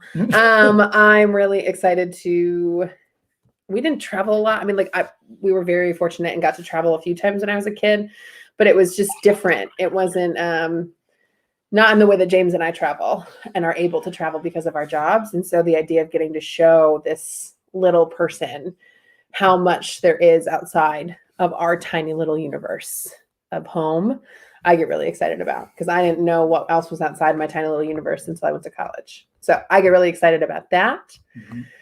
And to have a different answer than yours, I would say I am really excited to put some different kinds of, this is travel adjacent, but I want to raise a kid that wants to try new foods. Like, I'm nervous to have an introvert. I don't know what to do with a picky eater. Like, I want this kid, when we go live in Japan for a month, to be like, yes. Like, I'm excited. There's so many things in my life that I've not tried yet, or didn't try until we started traveling internationally. And I'm like, what is this world? We really want to raise a little chef Oh yeah, that's the dream. That's the dream. Like we watch Food Bobby Network. Flay every night just to try. We're Iron Chef. We're trying to get this kid popping out with knife skills. The only toys I want for this child are cleaning toys and chef toys. Like I want this. Like college is great. We love college. Go to culinary school, become a chef, and then just like cook dinner for us every night forever. That's the dream. So to raise a kid that's curious and interested in food, especially food from other cultures, that gets me jazzed. Yeah. I mean, that's how you earn a spot back at Thanksgiving. Otherwise, you can go take a walk. I love a great question. Thanks so much for that, Ella. Scott said, speaking of diners, have you taken in the iconic Mickey's Diner? Yes, we've been to both of them. Mm-hmm. The old school one downtown is my favorite because I love an old school classic like rail car style diner. But the other one is also great. Yeah. And open 24 hours. So you love to see it. Mm-hmm. My college friends and I used to go there every Christmas night and eat pancakes. And a lot of James other has things. taken. Yeah, for sure. Sarah, Tina's sister, said, don't worry if you're worried about having an introvert. You just talk to me. And you're right, Sarah. That is accurate. You'd be the first. This is how we know it can't be entirely. Well, I suppose Sarah and I don't share all the same genes, but Sarah and I are related and very different in that department. So. You are. So, Martha, would you ever consider foster or adoption? Foster or adoption? My answer to that is yes, I would. I think we had talked about, especially during some of the pregnancy troubles that we had, is adoption an option? And I believe it is. I would say if we decide that we want to have a second kid, that is also potentially an option for a second child as well. We haven't ruled out any possibilities, I haven't ruled out any possibilities, and I'm not against any of them. Would you agree with that? 100%. Yeah, I think I get really, like I talked about before, I think little humans deserve to have adults in their lives who love them in powerful, appropriate, kind ways. And so however we get to love on little humans, if that's adoption or fostering or having our own or a combination of all the above, I get really excited about that. Also a good way to flex our white savior complex. Next question. Stacy Nato, whose podcast episode drops tomorrow. Hey. What qualifications do I need to meet in order to babysit? Stacy, if you babysit our child, is going to come home and coach us. And I don't know if I'm ready for my kid to come home and be like, can I just say something to you really quick? Can I offer something for you? And then blow my mind with some kind of wisdom about identities and self-talk. You're in, Stacy. You're in. Drive up from Chi-Town. Really, everybody's in. Listen, we've had this conversation. We are not going to be new parents who are afraid of asking for help. We will take it.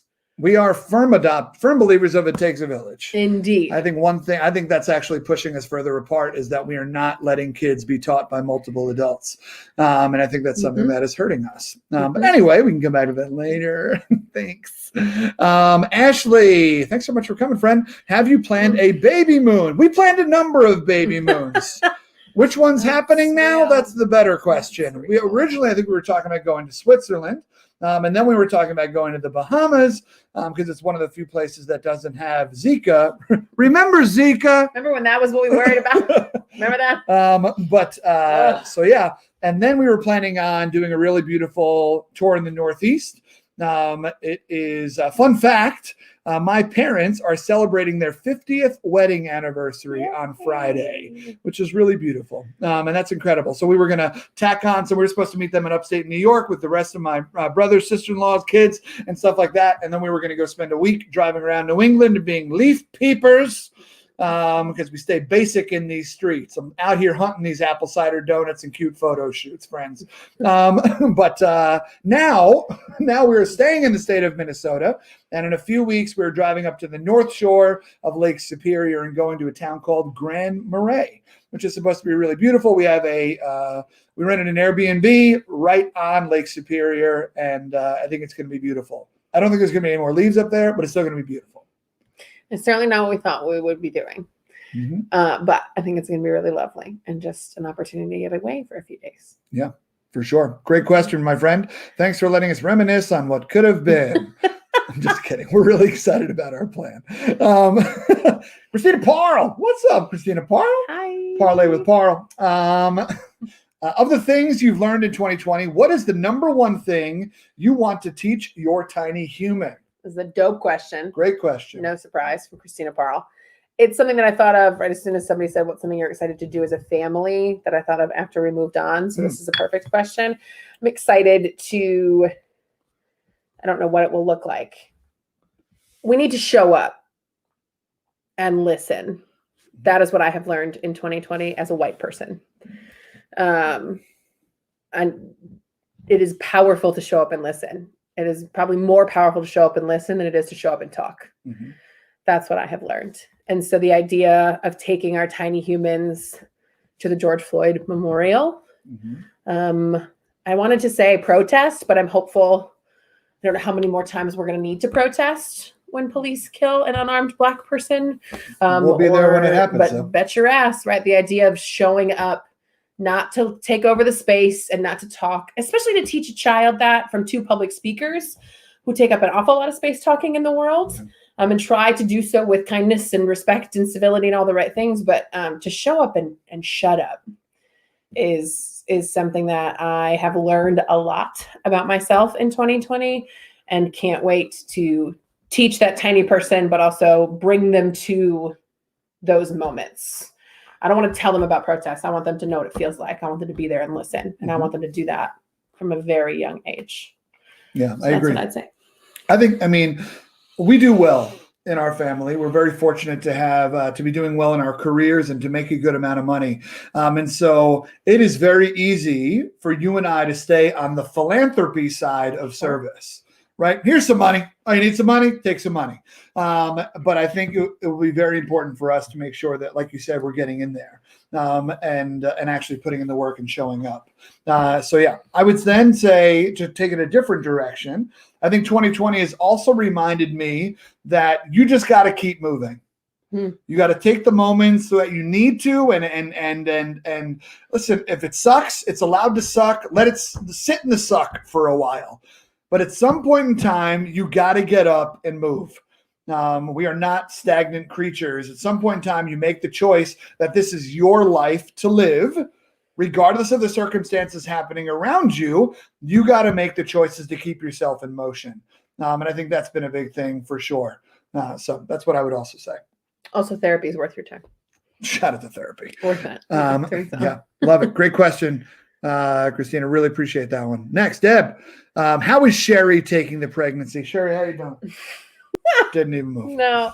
You know, it's funny. My grandmother, we told her that we were having a baby, and her first question was, how are you feeling? And her second question was, have you told Sherry? She was not kidding. It's very serious. Sherry is taking the pregnancy similarly to how I will imagine Sherry will react to the actual tiny human, which is just a very healthy dose of indifference. She's just chilling. She's 9.5 years old. She's living life the way she always lives life. She just can't be bothered. She just doesn't. She's just like, there's this room we don't really go into a lot, so she'll be curious about that. I think she'll sniff the tiny human and be like, okay, and then go lay down and go to sleep in her spot. So I just, I have not noticed a behavior change in Sherry because of the pregnancy. We just moved to a new house, so I think those are the behavior changes I think we're noticing. Yeah. But we'll see. Shout out to Sherry. She's chilling. Shazzy in the middle. She's very happy. He is. He's so happy. Sound asleep. Mel Rubin, speaking of amazing dog owners, is the baby going to read Harry Potter faster than me? And by me, she means her.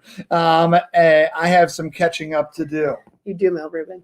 You do. I miss your summaries, Mel. I really do. For those of you that don't know, Mel Rubin was reading Harry Potter for the first time as an adult in her late 20s, early 30s, somewhere in there.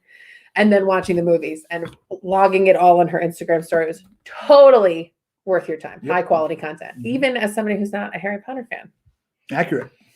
So, yes, I reread the series. We got it. There we go. I reread the series every 2 or 3 years, and I have it since we've been pregnant. I read them again. So, baby's already soaking up some Harry Potter goodness. And my hope is that you will be caught up before the baby can hold those books in its hands. Mel Rubin. That is my hope for you. There it is. Kid's going to read them before me. All right. Meredith, thank you for the love, my friend. Really appreciate you. Definitely, she definitely showed up. Definitely shouldn't show up. Thank you. Here's another. Oh, Meredith, you're the best. Here's something else I have on the dog. Dyson. Dyson! Stacy's dog wouldn't come within 3 feet of me for an entire week when we brought Bennett home. Damn. Dyson out here throwing shade. That would be crazy. Now Dyson runs laps around the place. That's true. If Sherry didn't come near me, that would be crazy. Yep. Sherry would die of starvation. Sherry would die of starvation before she would sacrifice getting attention. Sherry just needs a little bit of attention that she does need. Mm-hmm. So if Sherry just didn't talk to me for a week, that'd be crazy. Yep, I agree. Mel Rubin, yes, you should pick them back up. Yes. It turns out that you can provide the world with laughter while you also care about other people. You can do both at the same time, and you're a badass like that, and I think you should. And I do understand why you stopped when you stopped, and I appreciated that about you. Yes. But I think we're in a place now where we can insert some levity. Also, there's themes in the Harry Potter books that are fairly present and necessary for a lot of our government officials and people, tearing the world apart, to learn. So I think worth it. Get that content out for the world. If I had Instagram, I surely would enjoy your post. Thank you. I'm mad at you right now. This is Dumbledore impression. That is it's getting out of control. The end of our time together. Diner Talks. I think that's it. I think we got all the questions. Well, Kevin Kevin? Saber. Kevin Saber. Saber, as I shall henceforth always refer, wants to know if we want his 6-year-old, and he'll take the baby for a little bit. Oh, okay. We can try to figure that out. We don't have video games. Yeah. But as long as, that's okay. Yep. Sure. Love it. For sure. We got 2 more questions. Oh, wait, you see me? Betsy asked the question, but Meredith's great too. Yeah, perfect. Here we go. Meredith. This is so disappointing. So disappointing. For those of you that don't know, J.K. Rowling turns out to be super transphobic. Fun fact. Who knew about that? Mm-hmm. Turns out people aren't perfect. Fun fact. It's really frustrating. It's really challenging. It's also when you read like a fantasy book like that, especially as a child, you don't read it through a critical eye. When you go back through as an adult, especially in the midst of a social justice uprising, you can read it from a different lens and be like, oh, there's not difference and diversity in the book, but there's not also a huge nod to it, right?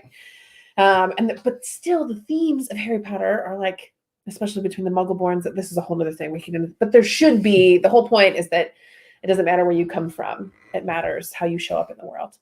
And so you'd think that somebody who writes with that level of compassion and tries to teach that through their books would also then channel that compassion into all other parts of their life. But that turns out not happening with J.K. Rowling, which is sad. Yep. I will be grateful for her writing talent, and then be critical of her in all other areas. Facts about that. Do we have a favorite app that we've used in pregnancy? James, me. Yes. Yes, I do. It's called Daddy Up, and it's ridiculous. Would you like to hear some of that? Should I do a Daddy Up? You should do a Daddy Up. My friends, let me tell you about this ridiculous app that happens. Go ahead. First of all, there are apps for dads, soon-to-be dads, which is cool because a lot of the pregnancy world is dedicated solely to women. So for there to be resources for men about pregnancy and how to prepare and how to process it and what you can do to be helpful to your partner if you have a partner who's having a baby, right? So that's cool. And this was one of the gems that we discovered in our search for dad apps. This one is for a certain type of male, and I'll read you every week. You get a new update. It looks a little bit like this, and I'll read it to you really quick. Here's what it sounds like. Week 28 of the peak. It's your first week on the peak, and you're as cold as ice. We know you're tough, but please put a shirt on before you poke someone's eyes out. Lady Clues, you and Queena have made it to the start of the peak, and she probably can't see her toes, but she can count the number of stomach punches your cub delivers. Enjoy this time and relish the sweet joys of fatherhood. This week, your cub is roughly the size of a big horned sheep's namesake. So a big sheep's horn. Week 28 tips. Make sure you plan ahead and talk to your employer about time off. That's one of the first really good tips this app has provided. Yeah. Another week 28 tip. Does Queena have a favorite flower? Try bringing her some after work. Week 28 tips. When Queena is in labor, you won't have the same influx of hormones as she does. You will be exhausted. So this app is moderately helpful, mostly hysterical. And you know what? If it takes a lumberjacking man to finally get them to show up, then, baby steps. I mean, some of it, obviously that last comment is absurd. You're going to be tired during labor? I can't. But like the talk to your person about time off, that's a tangibly helpful thing. My favorite one so far has been first of all, since when? Queena now? 5 years, 6 years we've been together? Queena! Cool, great. But the tip literally said, when Queena walks backwards, don't go beep, beep, beep. And obviously that's absurd, but I genuinely think there are some, for some humans, that is helpful advice. Mm-hmm. So we're mocking it and are grateful for it at the same time. And that actually doubles as Betsy. That's my favorite dad joke right now. Daddy up? No, the beep, beep, beep. Oh, good. Good. Favorite dad joke. That's a good question. What do the 0 say to the 8? Nice belt. All right. This is no doubt in reference to my flawless Dumbledore impression. And this one is as well Sarah VanSteenbergen. All right. But the other day he looked at me and called me a muggle. So that's fine, everybody. Mm-hmm. My friends, thank you so much for hanging out. Tina, thank you for hanging out. Thanks for having me. I appreciate y'all showing up. My friends, until next time when we get to hang out, remember we record these live every Wednesday night. Also, remember this is now a podcast. So if you could please do me a favor and go on to Apple Podcast if you have it, and type in Diner Talks with James. If you could leave a review, that would be incredibly important. So I will do that one quick beg of you. Tina, any final words as we part? You're impressive and I love you. Thanks. Mm-hmm. But actually, thank you. You're welcome. I love you Great. a lot. Thanks for sharing. You're pretty wonderful. You're wonderful. Great. So I will end as I always end, my friends. Until next time, let us keep punching small talk in the face by asking better questions. Really appreciate y'all coming through tonight. Y'all have a great one. Bye. Bye.